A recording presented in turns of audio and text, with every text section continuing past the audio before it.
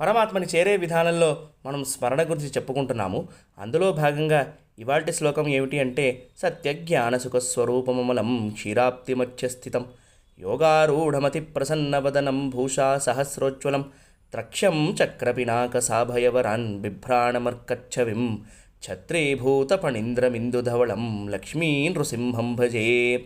సత్యజ్ఞాన స్వరూపుడు, పాలకాడి మధ్యలో ఉండేవాడు, ప్రసన్నవదనుడు, సహస్రకాంతులతో ప్రజ్వలిల్లేవాడు, ఆదిశేషుణ్ణి ఆశ్రమంగా కలిగిన ఆ లక్ష్మీ నారసింహస్వామి వారిని నేను ధ్యానిస్తున్నాను అని అర్థము.